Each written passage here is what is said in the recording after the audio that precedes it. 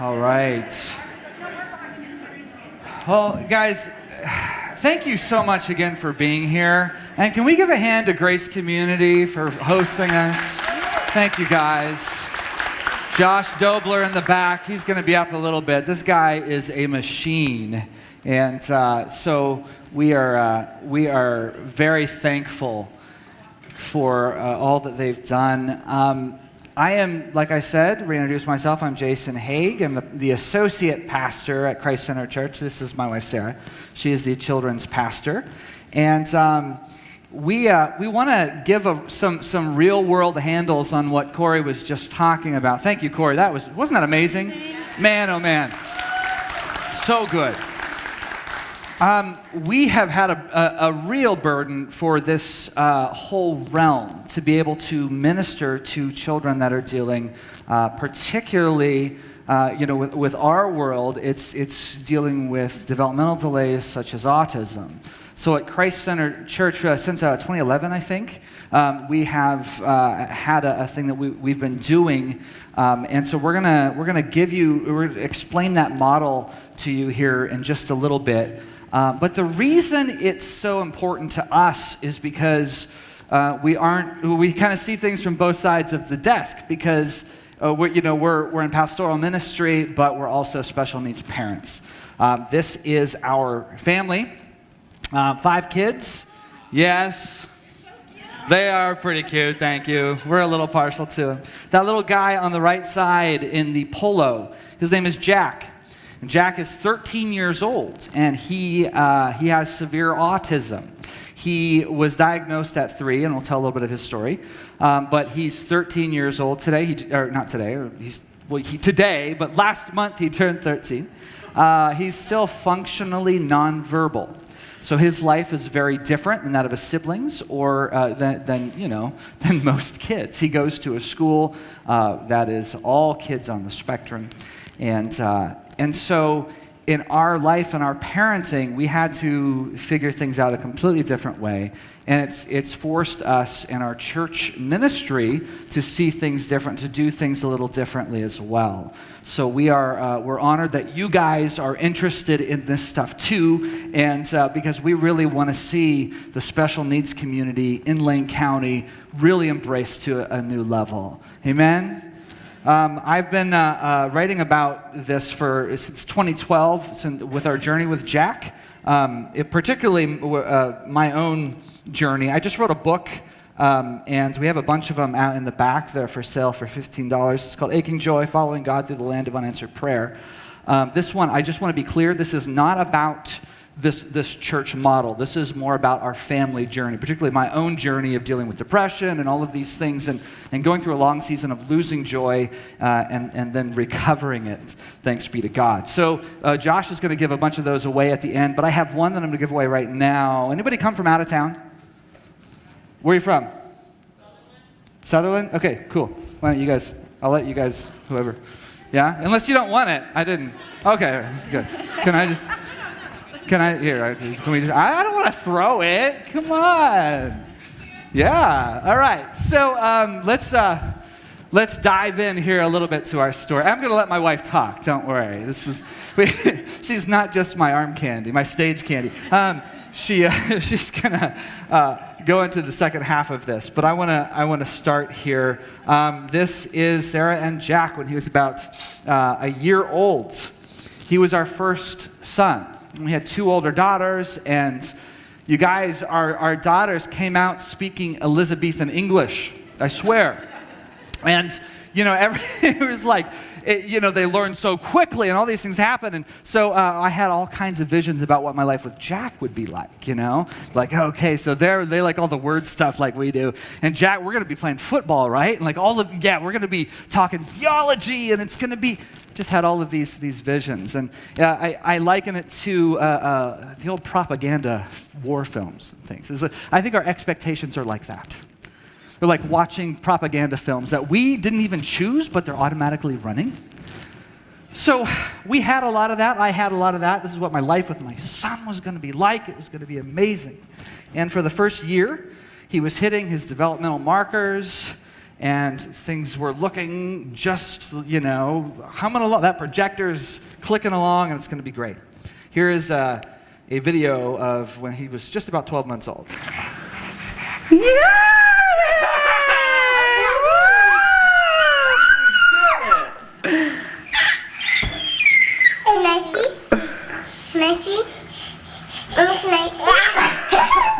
Yay! He's so excited. You see him looking right at the camera there, and he's like, ah! Like he knows his sisters are cheering for him, and he's like just soaking it up.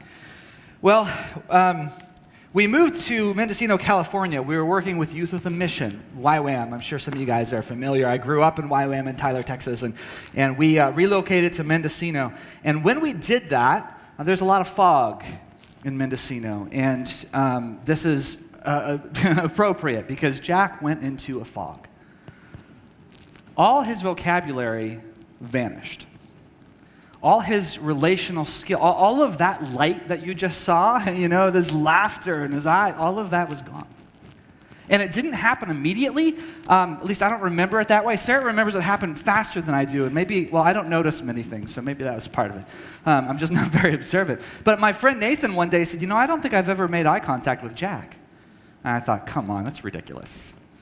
And then I started paying attention. I'm like, he does seem a little distant. And then, very quickly, it got worse. And so it got to the point where he'd walk around the house, no vocabulary anymore. He'd walk around the house, not with his toys, but with two items from the kitchen, like two spatulas. And he just walked around, he was doing this. And we'd get down like, hey, buddy, hey, come here, come see Dad. And he just walked right around. It's almost like he's walking through us like we're ghosts or something, like no acknowledgement. We'd pick him up, hey, bud, come here, look at me. And he wouldn't look us in the eyes. And that just broke me. So this video was, I think, when he's about 4. Is that right, you think? About 4 years old. So you can just see the contrast here. Did you lose a tooth? Hey, show Daddy. Show Daddy. You pulled out a tooth. Whoa. Is it right there? Tooth. Is your tooth gone? Did you pull out your tooth? Hey, Jack. Hey. Hey. Can you wave bye-bye?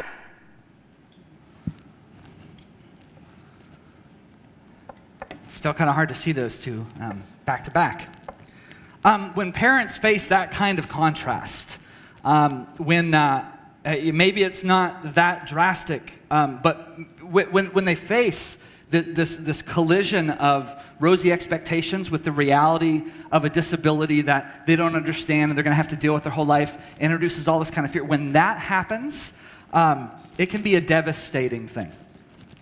And you need to know this. If you open up your doors to children who are dealing with mental health issues, who are dealing with issues like autism or other disabilities, you will also welcome in the family who's also dealing with a whole lot of stuff. And you just need to know that. Now, here's some typical problems that parents face. I'm so glad Corey already mentioned some of this. The first thing, mental health issues of their own. Depression, PTSD. I just saw a study that said it's something like 23% of special needs parents deal with depression. I actually think that figure is probably quite a bit higher. There are a lot of dads that refuse to admit that a thing is wrong. So depression, PTSD, that's a tag they're using now a lot, especially for moms. It's worse, I think, when that diagnosis first hits, or if the child's a flight risk, or dealing with self-injurious behavior. Because let me tell you, your radar is always on at those times. So they're coming in basically, and they, like I said, this isn't like PTSD.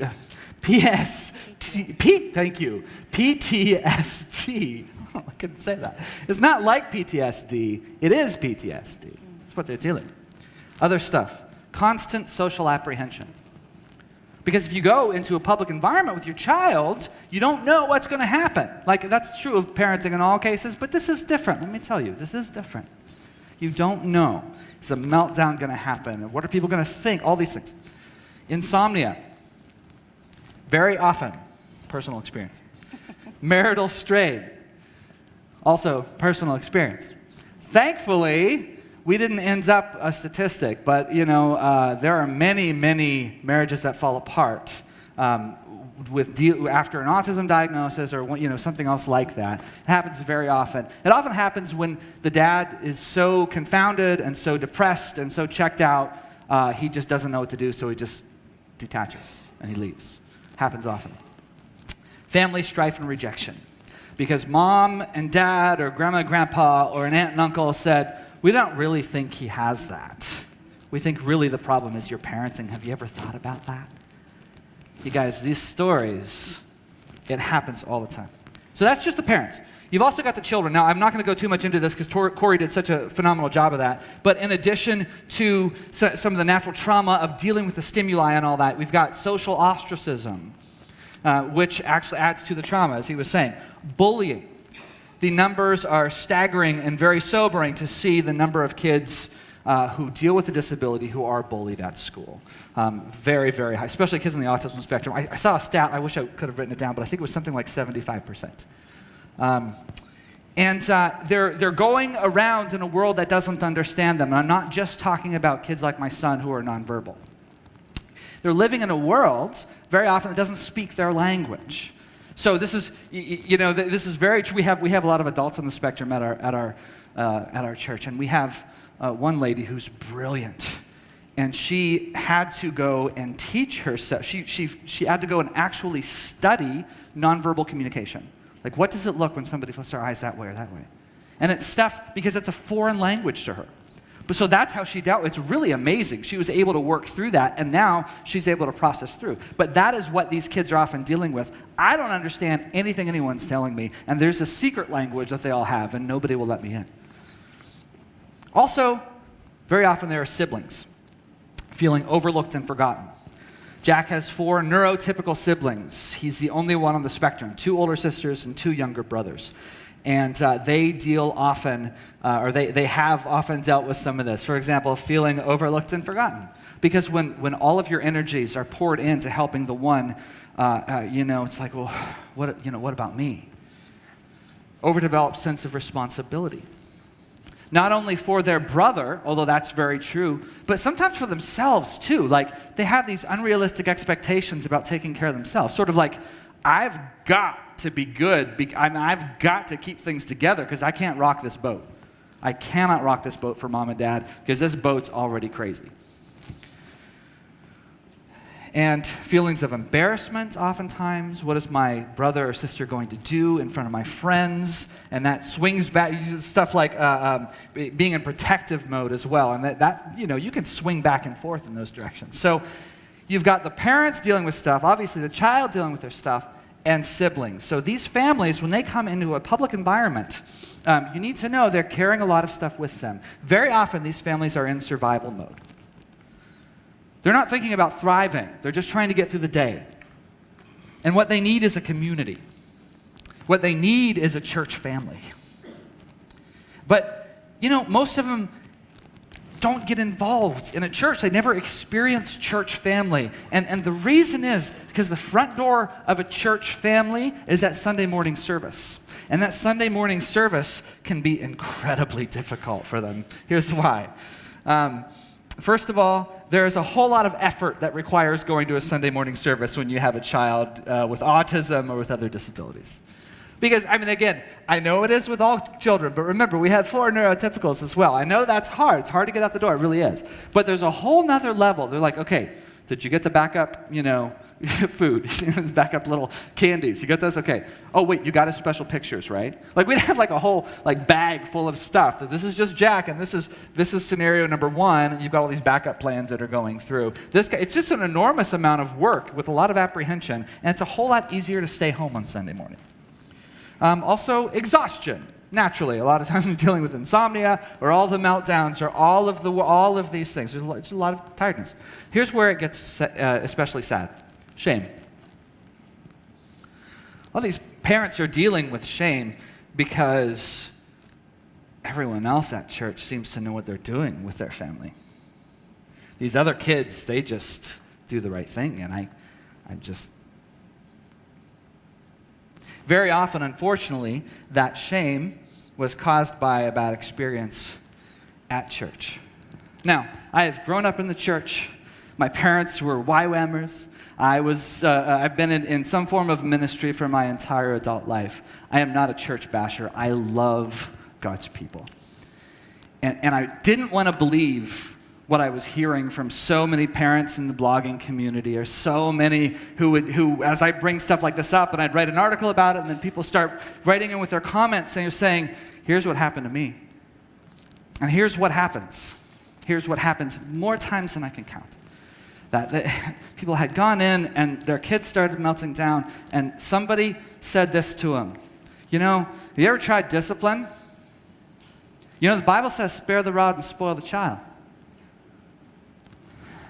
As if that's the only verse on parenting in the scriptures. Can I just have a quick aside here? I know we have people on pastoral staffs here, have senior leaders and things. If you guys, I really hope people will move towards doing something like we've done and opening their doors. It would be very helpful if you address that kind of thing from the pulpit. Because it's not helpful. In fact, it's totally debilitating to a parent. And think again of the trauma of that social ostracism. Because what I would want to say there is, would you like to take Jack for like a few hours? Like, go right ahead. I don't know what playbook you're playing off of, but it's from 1950, and it didn't work then either, by the way. All right. Sorry. Mini rant. Okay. So those bad experiences, and often it gets worse than that, and people would say things like, you know what, I think it would just be better, either you get your kid under control, or you just need to find a new church. So when people are dealing with all of this trauma and going, I just want to find a church community, and then they're turned out, that is devastating. This is not our story, by the way. We're going to get to that in a second. And finally, lack of appropriate accommodation. Sometimes it's like, look, I'm okay with people, like those are good people over there. My problem is I just can't. I don't know what to do. My kid can't hang in the service, and like he certainly can't hang with the kids. I don't know what to do. So that becomes the barrier. So sometimes people are still, sometimes these families, they're not completely in survival mode because they have some sort of community. Maybe they have families around them that they've worked with or whatever. But very often, these guys are living on an island. Very often. In fact, I think probably most of the time it seems like that's the case. And their only lifeline becomes stuff like this. Becomes maybe an occupational therapist, doctor, their teacher, things like this. That becomes their lifeline. Those are unbelievably important, extremely important. But it's different. It's different. You see, none of those things, an agency can't take the place of a family. A church is a family, not an agency. So please hear me. I'm not talking just about Sunday morning services. I'm talking about what we are. The church is family, not an agency. An agency looks at a child's deficits because it has to. A church family celebrates children made in the image of God. An agency is clinical because it needs to be. That's its job. A church family is relational because we need to be. That's our job. An agency helps people survive. Thanks be to God. A church family helps people to thrive. So, when we moved to Oregon almost 10 years ago, we were in full-on survival mode. We came up because we were in crisis. It wasn't even just Jack. It was our son Sam had an open heart surgery and all kinds of stuff. And we came and we heard that this, we could just come and hang out with this church that we knew a little bit, and we did. And Jack was still in his fog. I was completely depressed. My kids were confused, and my wife was trying to keep us all afloat. She's doing a pretty good job of it, but she had some issues too. You did. I did. The church did something first. Here's the first thing the church did to get us through this, okay? They listened. The church listened. I'm not going to get emotional here talking about our congregation, but they listened in so many ways. First of all, I want to make this clear. They didn't do this because we were on staff, because we were not on staff. We just moved up. And they just swarmed us. And here's the way this worked. Joshua, this man right over here, allegedly my boss, although sometimes I feel like maybe should be reversed. I'm just kidding. It's an ongoing joke we have. Is it? He would bring me into his office, and he would just sit me down on the couch, and he would say, so what's going on? Oh, things are good. Yeah, they're okay. Are they? Well, not really. I mean, there's this stuff with Jack, and there'd be another regression. The regressions came all the time. It wasn't just that first big one. You see, we would try something. We would try a diet change. We'll get him on gluten-free, dairy-free stuff, and we would see like, hey, this is really good, and his rash went away. And then the next day, all the gains would be lost. So many times this happened. And we get excited. We would get so excited. Look how much Jack learned over 2 weeks, and he's got some words. And look, and he says, I want chips, please. Did you hear that? And he says it so clear. The next day, he forgets it, and he can't say it. And all his gains are wiped away. So every time I would start to hope, bam, slap back. So I'm sitting here talking to Joshua about this. And I said, what do you need to do about that? I would say, well, I mean, I just got to love him and just keep going and, and just accept where he is and just love him, And he would say, yeah, okay, you want to move forward with life, right? But you're trying to jump to the end without actually dealing with your grief. So why don't you tell me about your grief? And then Punk starts drawing it out of me. He just starts drawing it out of me. Saying, asking me questions and listening for the answer. Not trying to just come in and say, here's the answer. You just need to rejoice in the Lord and love your son. No, that wouldn't have helped. Just slowly drawing it out and letting me speak and listening. And it wasn't just him, it was the whole congregation. Our whole pastoral staff surrounded us. And in the middle of my dark night of the soul, they invited me on to the pastoral staff, which I still can't understand. I told them, I remember telling the eldership, you guys, I got nothing to offer right now. I am broken. And they would say, it's okay. We'll walk with you. And they said this, we're not going to let you fail. They listened to all of our pains. I remember Karen saying to Sarah, how are you doing? Good. Because she always says good. Good. Yeah. How you doing? As Karen said. I'm a 3 asks girl. You have to ask me 3 times. How are you doing? And then finally, you get to the bottom and actually have to answer that. So that sort of emotional support, we found at every turn. And it wasn't just in that sort of like good friend counseling way. That was massive. It was also stuff like this. Hey, what can we do for you? Would you guys like a date night? Maybe we can come over and watch the kids. Really? Hey, how are you guys doing on groceries? Can we bring you over something? We're at the store right now. What can we bring you? Well, we're just going to bring you a treat then, since you won't answer us. Hey, how are your girls? Can we take your girls out? How are they doing? Can we take them out to a movie? Good night, you guys. That's family. That's family. So they listened, and they didn't stop at listening. They took action. They took action in all kinds of ways. I remember our first Christmas in Oregon. They came over. We were dirt poor, leaving Youth with a Mission, because YWAM also stands for Youth Without Any Money.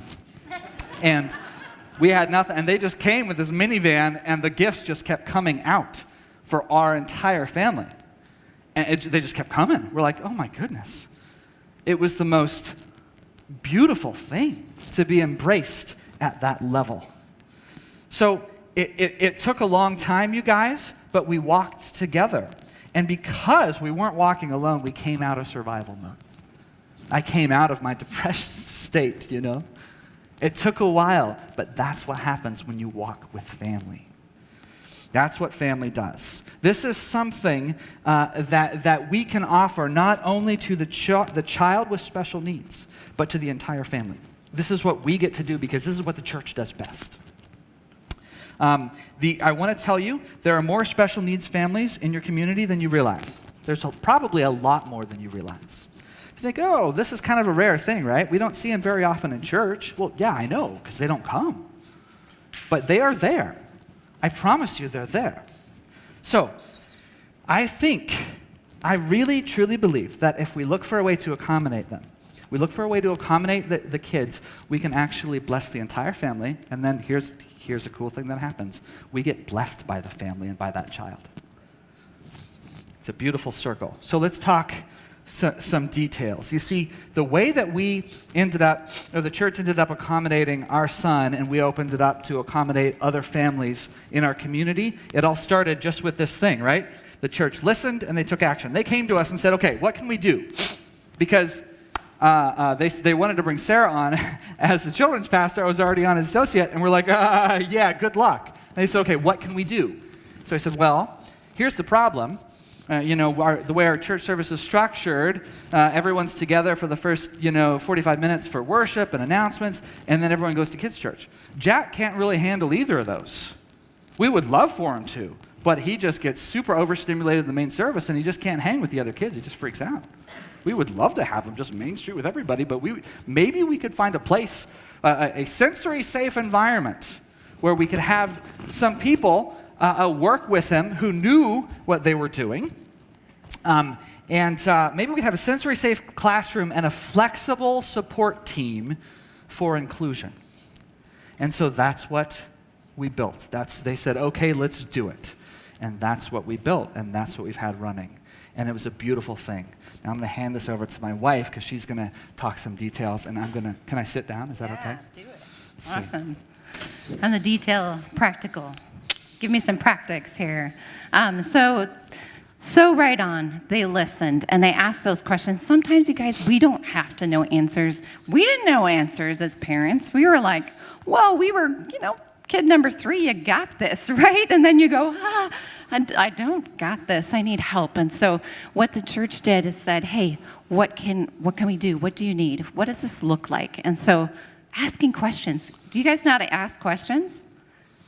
We're all good then, right? Does anybody know how to ask questions? Nobody's raising their hands. I feel a little alone. We all know how to ask questions, I hope. Okay? And that's all the church did. And then we didn't even know the answers, but we said, let's figure this out. Let's work together and collaborate. And so that's what we're about here. You guys are amazing at loving. You already are. You're amazing at asking good questions. We could just go home now. We don't even have to talk practice, but we're going to share some things, okay? So we had 2 goals. Obviously, Corey mentioned just being known and being loved is a part of healing brains, healing lives, healing families. And so our number 1 goal was that we would let our kids be known by just appropriately supporting them. And I'm going to talk about what that kind of looks like in a second. But it would be a place where families could actually, we know it took them. We see them come in the door and we're like, oh, you made it. We recognize that was a big deal. You just got in the door today and you're all here. 1, 2, 3 meltdowns. Okay, hey, we're so glad you fought through all that and you got here. Welcome, welcome. And then we're going to provide a place for them to feel welcomed, and we'll talk about what that looks like. Our second goal was say, we want you to know that you're loved. And so we're going to find a way to include your kiddo and your family that matches whatever their needs are and whatever your goals are as a family. What does church look like for you? What do you want it to look like for you? So we asked a lot of questions, and that was helpful.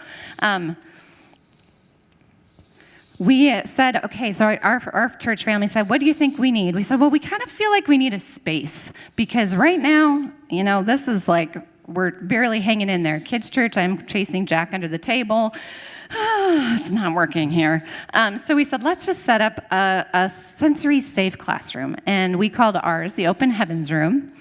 And this is a space. What do we need in this space? And we honestly started super simple. When you think about a sensory classroom, maybe your mind went to price tags and flashy lights and disco balls and I don't know what else you think of. But we honestly started with a soft rug, I think a couch and a rocking chair, some books and toys, and a quiet space, neutral color paint job. I think Karen, Pastor Karen was responsible for just creating this calm place.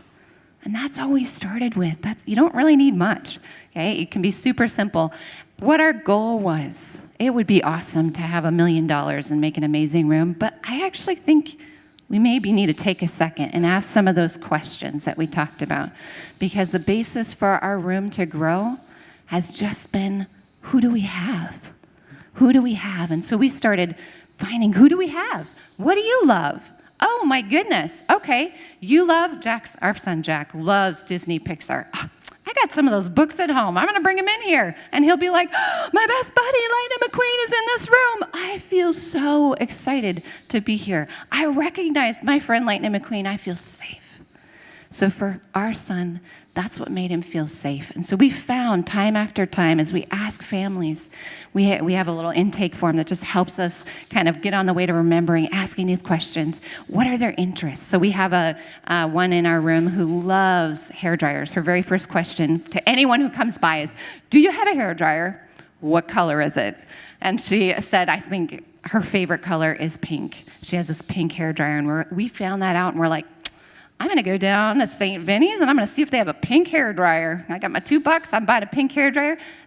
She knows she's seen and she's loved. So when she walks in that room, she's like, do you got my pink hair dryer? We're like, yeah, we do. Come on in. Let's show it. And what color is your? Oh, yeah. So we have this basis of connection. Remember that piece we were talking about earlier?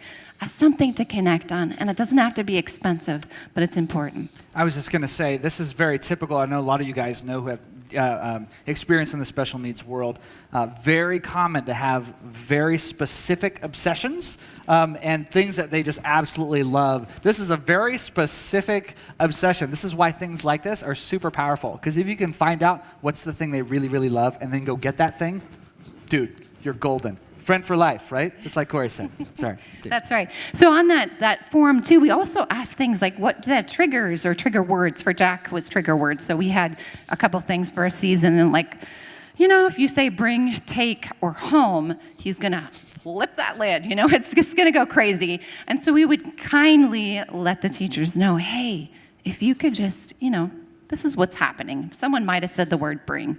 That's all. Oh, understanding. And then our hearts go from, just happened to, oh man, that triggered something really emotional in you. We also obviously asked if there's any other special needs for physical support, if there's a choking hazard, all those things are in that, but it gives us wisdom to be able to really reach out and love and be prepared. And then we asked the parents, what's important? What are you working on right now? They might say, you know what, we're really working on hands are for helping, or hands are not for hitting, whatever it is. Awesome. I'm going to take your language. I'm going to empower you, parent, and I'm going to come alongside. We're going to use those same tools in here. And I can tell you right away that parent goes, oh, you're on my team.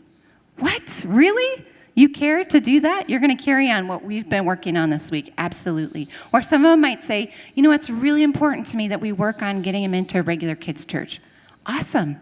What do you think that might look like? A lot of our kids start off with 5 minutes. We set a timer and maybe give them a fidget or whatever they need to feel awesomely happy, a snack, whatever it is. And then when they make it 5 minutes successfully, yeah, awesome, good job. Head on back to that open heavens room. You did so great today. And what that does for a kid is like, man, I did great today. And I can't tell you how powerful that is.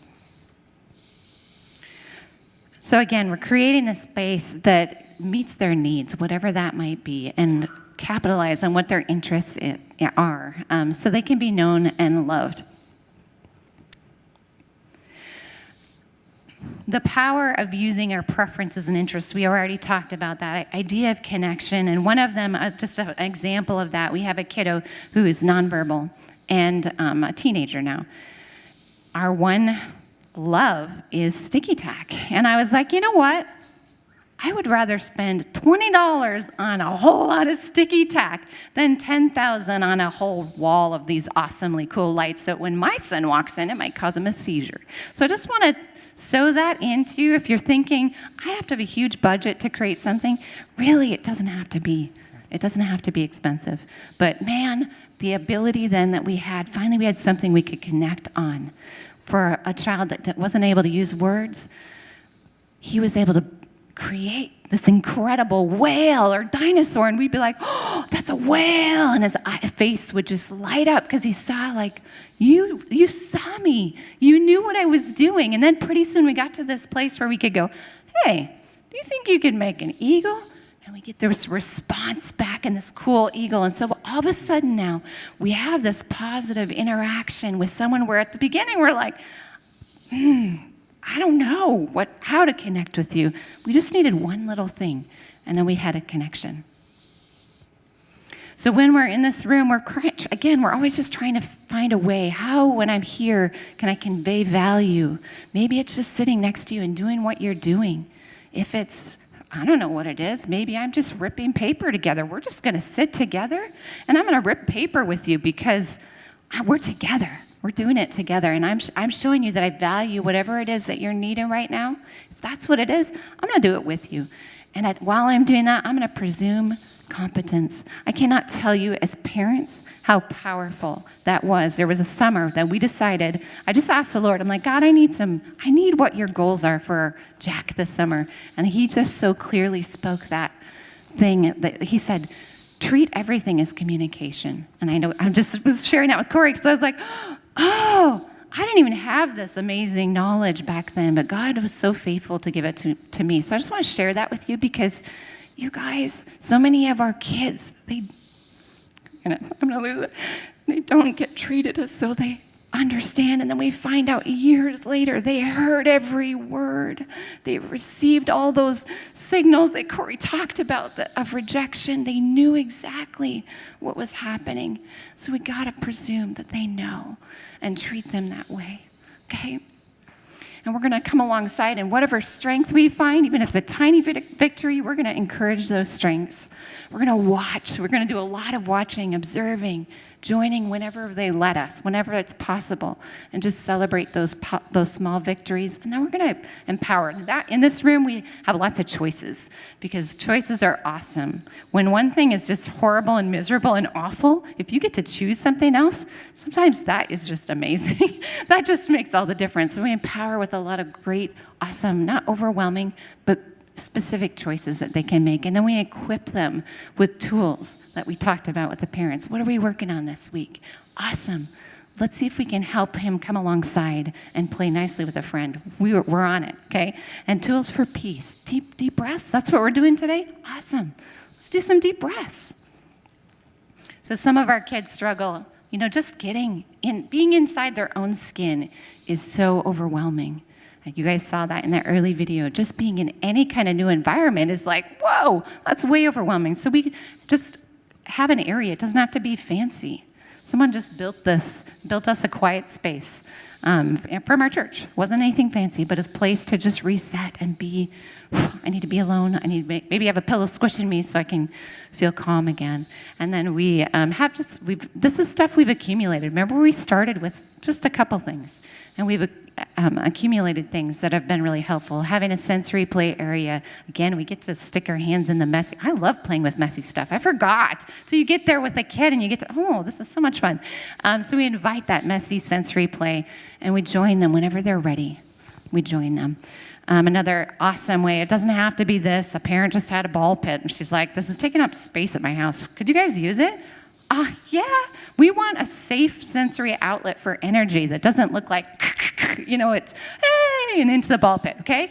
Way better. So just whatever it looks like, some place where they can just get out that energy in a really positive. How did that ball pit go again? I can't repeat it. I make sounds, okay, and noises, and I talk with my hands. Okay, sensory. If it's too much sensory input, just let me know. I'll try to calm down. So whatever we choose in there, whatever items or tools or toys or whatever it is, it's always with the idea that we're going to invite creativity. We've had kids discover that they liked doing things in that room that they'd never known, like. Our kid, like, what kind of play skills do we have? Not much.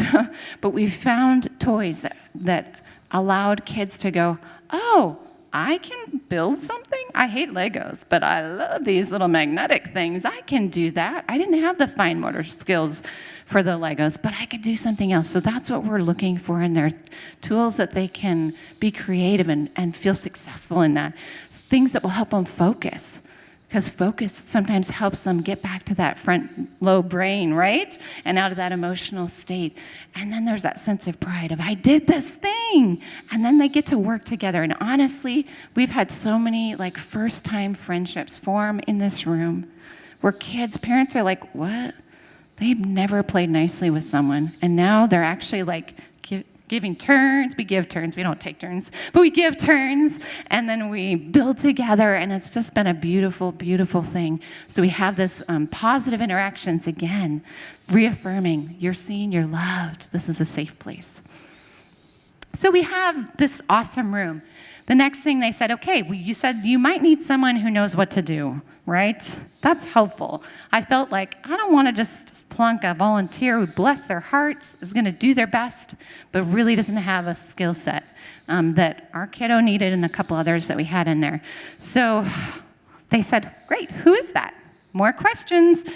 We said, well, we don't really know, but we do know there are some people that actually work with Jack at his his early education program, so his preschool for kids on the spectrum. They have some pretty amazing tools, and they're like, oh, good, why don't you go talk to them? See if there's anybody there who'd want to come work on a Sunday for a couple hours. And we said, what, really? Oh, okay, we will. And we did. And we found an incredible, incredible person. So what we're going to show you is this is the beginning of a model. And this is just an idea. You guys, this could look different where you are, but this is what we've done. And some of these pieces might be helpful. So that's why I want to go through it quickly and show you what it might look like. So our team said, yes, we want to invest in someone who has the skill set. And not just any old someone, but someone who really does have some tools and is willing to share them with us and share them with the rest of our team. And so that's, go ahead. Oh, just to let you know, some of you guys got the handouts, but if you didn't get one, you grab one on the table, on one of the tables on your way out. We have this sort of mapped out for you already. So a question that we get often, and for us it wasn't necessarily the most important thing that it was someone who loved Jesus.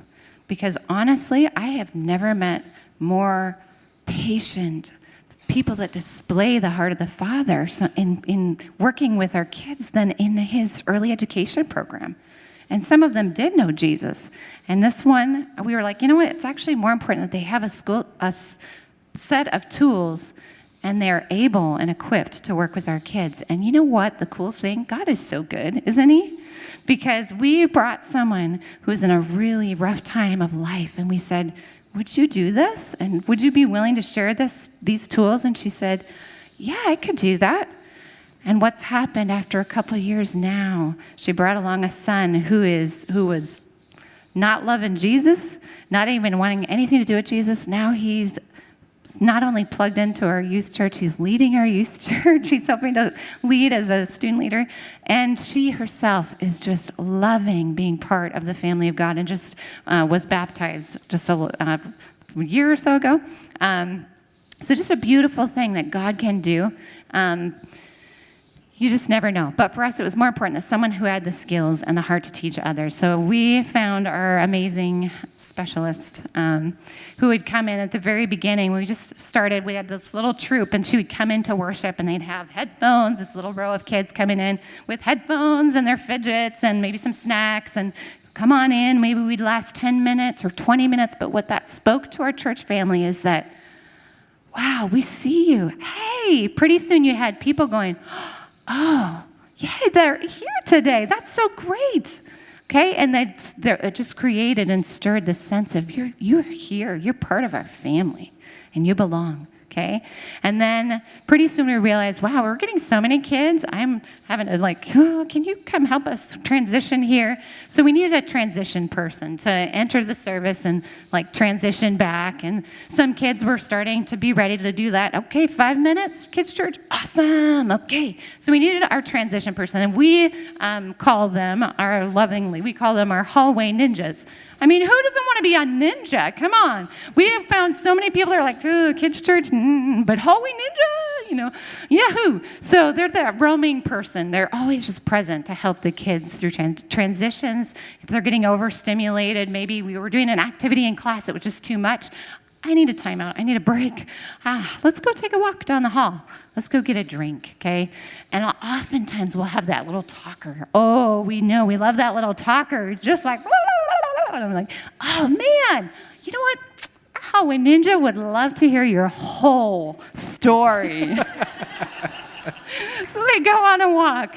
And then it's that connection piece again, because sometimes to be seen and to be loved and to be heard is all that they needed that day. No one wanted to hear their dream, their entire dream, but the Hallway Ninja does, okay? So it gives them space to process and get their energy out. So that's been a beautiful thing. This also has been helpful to create that smooth flow and flexibility.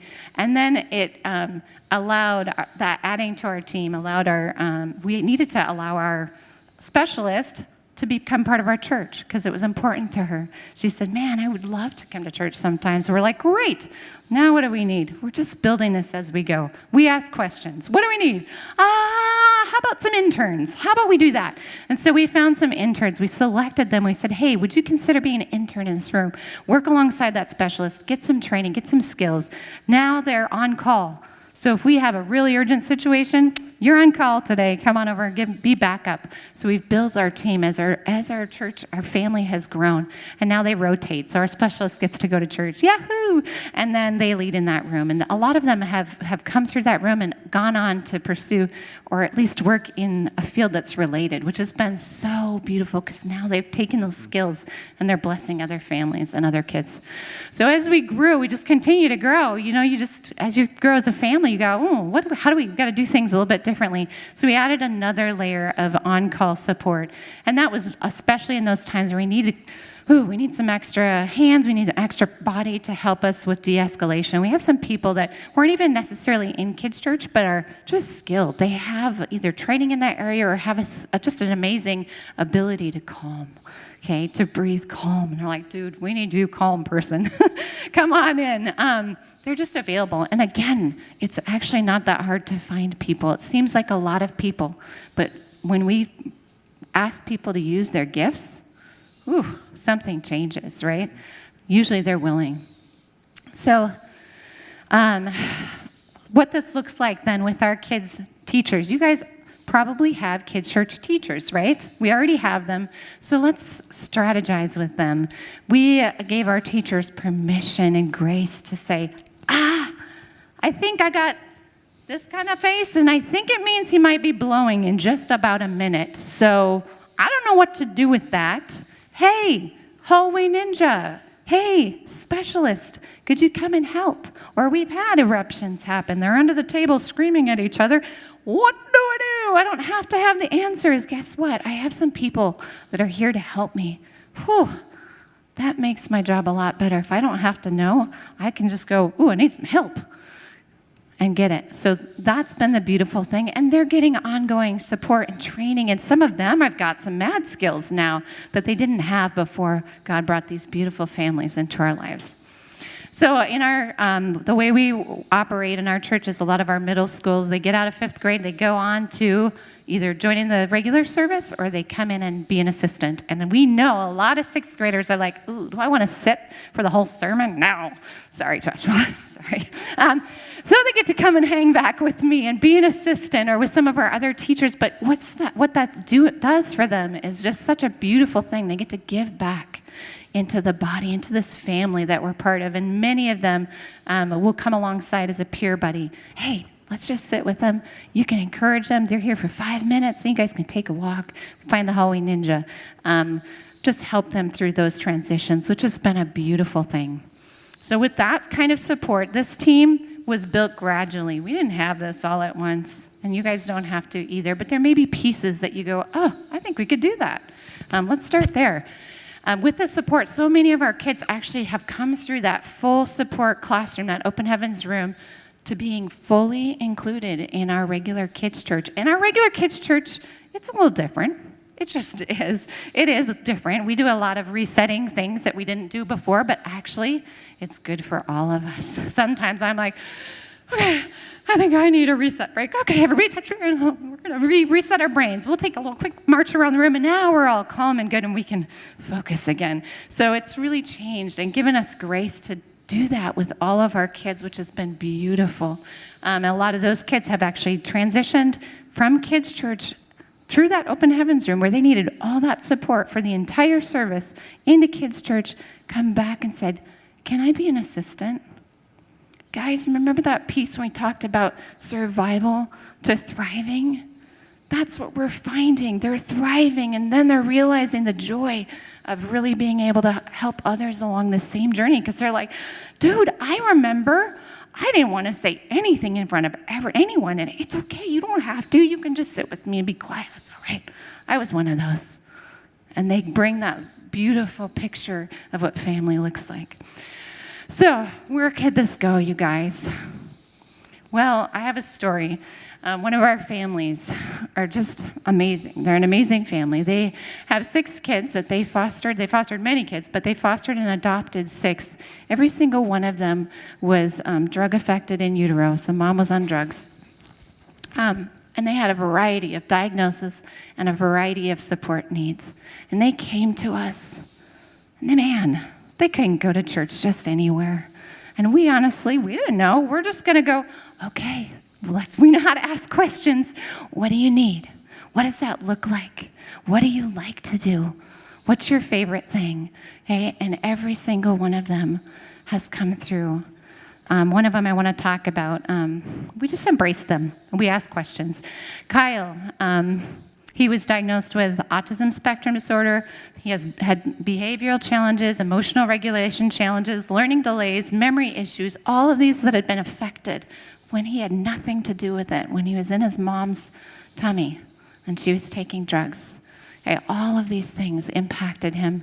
So he started off with full support in our open heavens room for several years, and he started to do well and transition into kids' church, and then even into youth group. We got a peer buddy, and one of our interns came alongside him so he could be successful in youth church.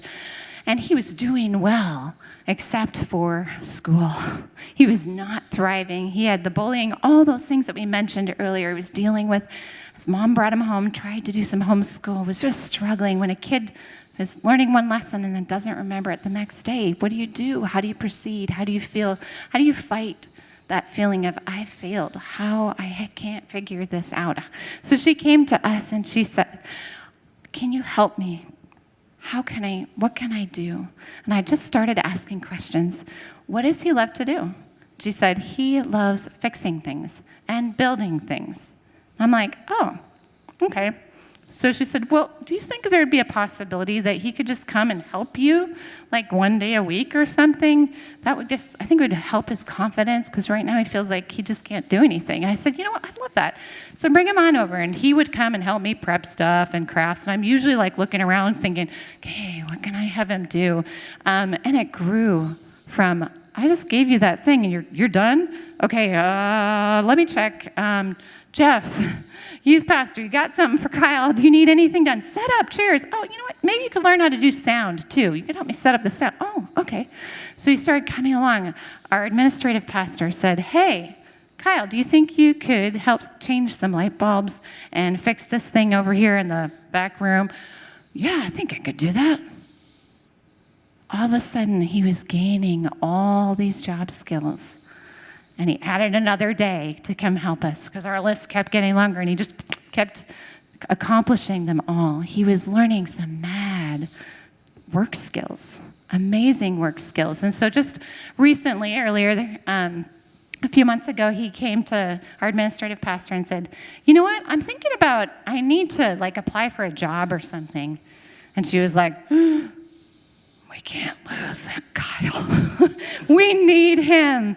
And so she talked to Kyle's mom, and she's like, okay, I want him to have a real life job interview experience. Can you do that? And Janelle's like, oh, yeah, we can do that. So we had an interview, and he created a resume. And I tell you, when I read that resume, I just was like, this is family.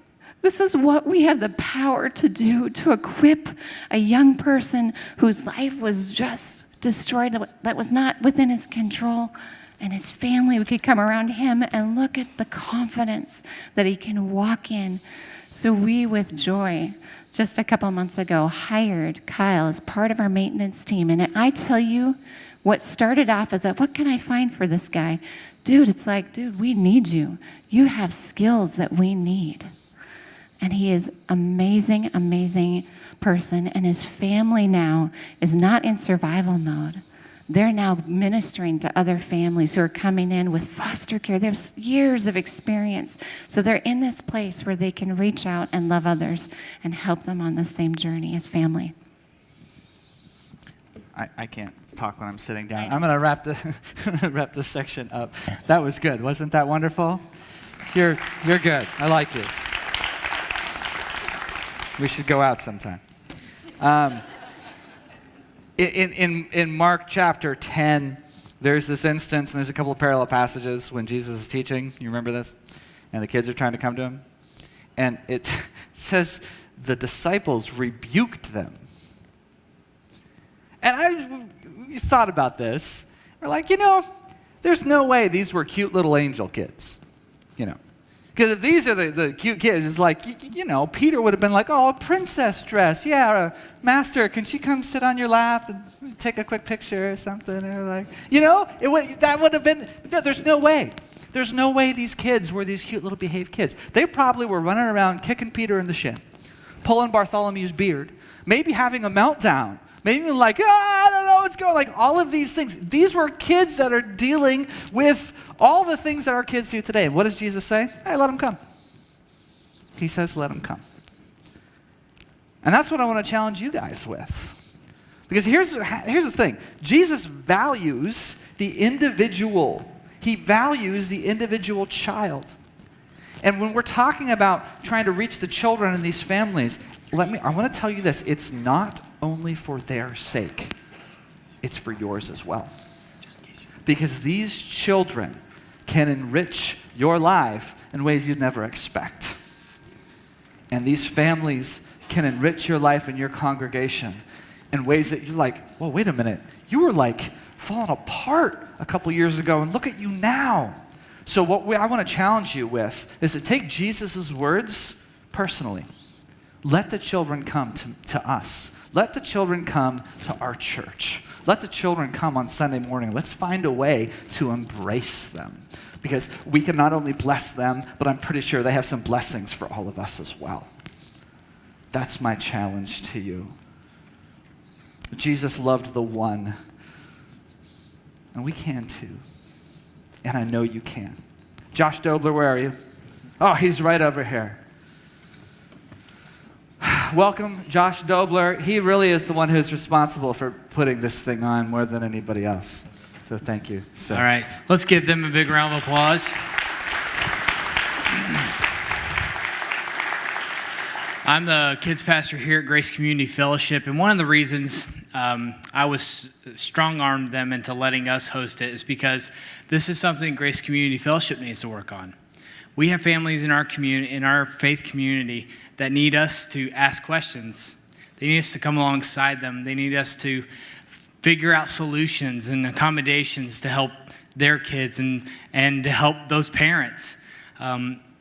Just a real-life example, we were able to do that for a family in our church just this past Sunday. We said, you know what? This is on our heart. Let's try it. Let's just experiment. Let's just see what happens.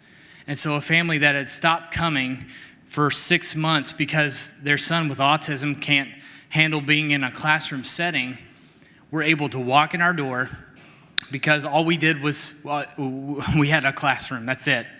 We said, we're going to put him in here with a couple of our interns, and they did a great job. And our only goal is to not call mom and dad.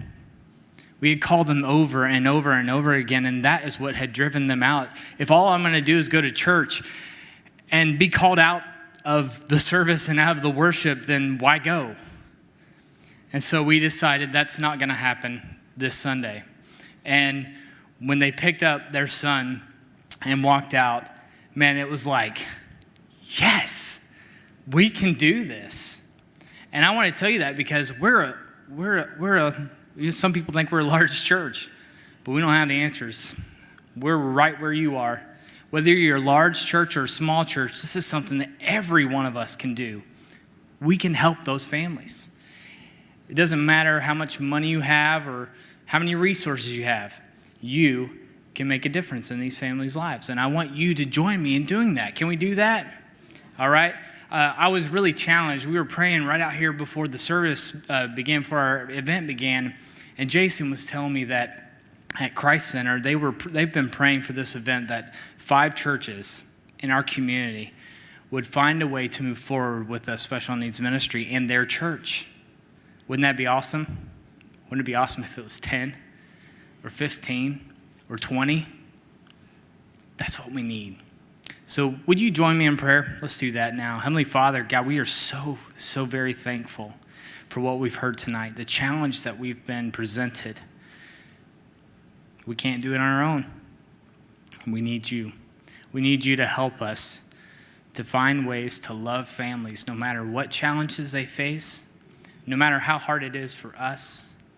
Help us to remember that a child is made in the image of God, and so are their parents. And here we are together asking you to do something great in our community. So we trust you for that. We give you praise in Jesus' name. Amen.